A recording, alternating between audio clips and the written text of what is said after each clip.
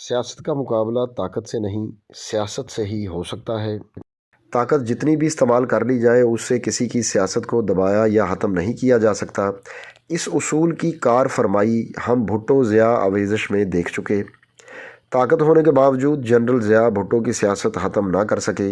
नवाज शरीफ की सियासत को जनरल मुशर्रफ की ताकत मात ना दे सकी। अब भी इमरान खान की सियासत को ताकत से ख़त्म नहीं किया जा सकता। इस आफाकी और अबदी उसूल की मौजूदगी में भी ये तवक्को की जा रही है कि जेलों, सज़ाओं और गिरफ़्तारियों से इंसाफ़ी सियासत ख़त्म हो जाएगी। हरगिज़ नहीं, इन इक़दामात से इसे बढ़ोतरी मिलेगी। इमरान खान को जब भी शिकस्त होगी, सियासत के मैदान में होगी, मगर फ़िलहाल उसके मुकाबले की सियासत कोई कर ही नहीं रहा। इमरान खान अकेला ही सियासत कर रहा है, बाकी तो इक़्तिदार की बंदरबांट में मसरूफ़ हैं। इमरान खान की सियासत का महवर इसका बयानिया है। अब अगर किसी को इमरान का मुकाबला करना है तो वो इमरान से बेहतर और ज़्यादा मौसर बयानिया लाए। ऐसा अभी तक तो हो नहीं सका। इमरान खान के इस बयानियों को फैलाने में सोशल मीडिया का मरकज़ी किरदार ज़रूर है। अब रियासत खान बजाय उसके कि इमरानी बयानिए का तोड़ करे, वो सोशल मीडिया पर नाराज़ रहता है। हालांकि सोशल मीडिया तो सिर्फ वसीला है, असल चीज़ तो बयानिया है। इसी इजतहादी गलती की वजह से रियासत का नज़ला सोशल मीडिया पर गिरता है। इमरान रियाज हो या असद तूर, उनकी गिरफ़्तारी सरासर ज़्यादती है। उन गिरफ़्तारियों से तो ये लगता है कि हमारी रियासत इतनी कमज़ोर हो गई है कि इमरान रियाज या असद तूर से भी डर रही है। अगर इमरान रियाज और असद तूर कुछ गलत कर रहे हैं तो इसका जवाब भी सोशल मीडिया पर दिया जाए। रियासत के पास तो इन दोनों अफराद से कहीं ज़्यादा वसाइल, मालो दौलत और ताकत है। मीडिया का तोड़ मीडिया से ही हो सकता है, गिरफ्तारियों और धमकियों से नहीं। बाइना जैसे सियासत का मुकाबला सिर्फ सियासत से हो सकता है। मीडिया पर इन पाबंदियों से मेरे जहन में मुलामती और सूफियाना शायरी की रवायत में लिखा ये शेर गूंज रहा है। साड़े बोलन ते पाबंदियाँ, साड़े सिर लटके तलवार। मेरी नाकस राय में बोलने पर पाबंदियों से रियासत मजबूत नहीं होती बल्कि कमज़ोर होती है। पाबंदियों से अफवाहें और साजिशी कहानियाँ जन्म लेती हैं। आम लोगों का रियासत और मेन स्ट्रीम मीडिया पर से एतमाद उठ जाता है। लोग रियासत और हुकूमत की अच्छी बातों और इक़दामात पर भी यकीन नहीं करते, बल्कि उन्हें गुमान होता है कि ये सब झूठा प्रोपेगेंडा है। आप याद करें कि मार्शल लॉ के अदवार में जब कौमी मीडिया पर पाबंदियाँ होती थीं तो लोग सच्ची खबरों के लिए BBC सुनते थे, और कई लोग तो रियासती मीडिया से इस कदर नाराज़ होते थे कि वो भारतीय आकाशवाणी को तरजीह देते थे।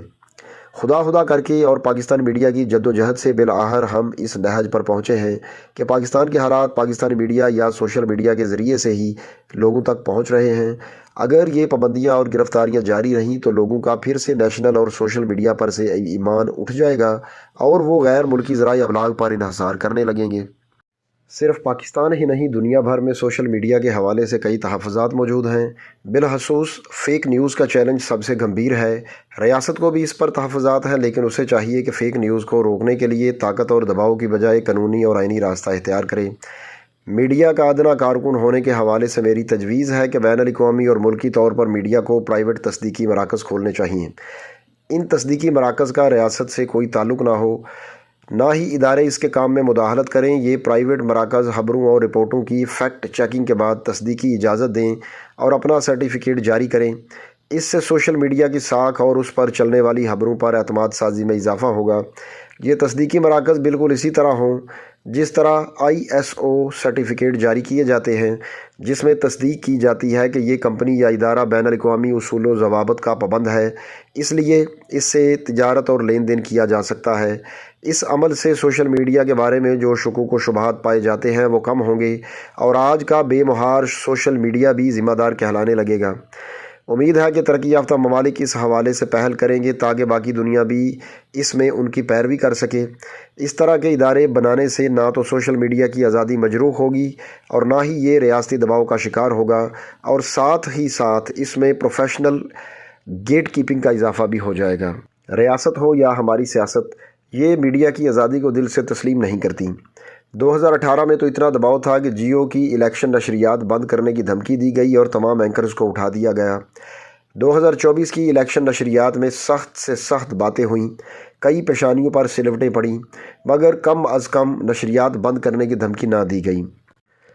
रियासत मीडिया की तनकीद बर्दाश्त करे तो ये रियासत के लिए फ़ायदा मंद होती है। अगर खुलेआम तनकीद बंद हो जाए तो लोगों के दिलों में लावा पकता है, बगावतें और खून रेज़ी होती है। جب سے میڈیا نسبتاً آزاد ہے کوئی خونی احتجاجی تحریک نہیں چل سکی، کیونکہ لوگوں کا غصہ تنقید اور تقریر سے اتر جاتا ہے۔ اگر یہ راستے بند کر دیے جائیں تو غصہ، احتجاج اور پھر بالآخر شدت پسندی کا رخ اختیار کر لیتا ہے۔ مرزا غالب کے بقول، پاتے نہیں جب راہ تو چڑھ جاتے ہیں نالے۔ آج کی دنیا میں ریاست پر نقد و نظر کے لیے میڈیا کا اہم ترین کردار ہے۔ ریاست تنقید و اختلاف سے کمزور نہیں مضبوط ہوتی ہے۔ ریاست تو کمزور شدت پسندی سے، پابندیوں سے، گرفتاریوں سے ہوتی ہے۔ پوری تاریخ میں ایک بھی ایسا واقعہ نہیں ملے گا کہ آزادی سے ریاست کو خطرہ لاحق ہو گیا ہو۔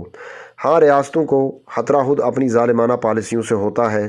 ریاستی قہر کا صرف خوف ہونا چاہیے، اور وہ بھی صرف آئین اور قانون کی خلاف ورزی پر، وگرنہ ریاست کو تو مادر مہربان کا ہی کردار ادا کرنا چاہیے۔ ریاستی شہریوں کو خوش رکھنے کا واحد یہی طریقہ ہے۔ دوستو، یہ مشہور صحافی سہیل وڑائچ کا کالم تھا جو 13 مارچ 2024 کو روزنامہ جنگ میں شائع ہوا۔ اگر آپ کو یہ ویڈیو اچھی لگے تو اسے لائک کریں، چینل پر نئے ہیں تو سبسکرائب کریں اور گھنٹی کے بٹن کو دبا دیں تاکہ ہماری تمام ویڈیوز کے نوٹیفیکیشنز آپ کو سب سے پہلے ملیں۔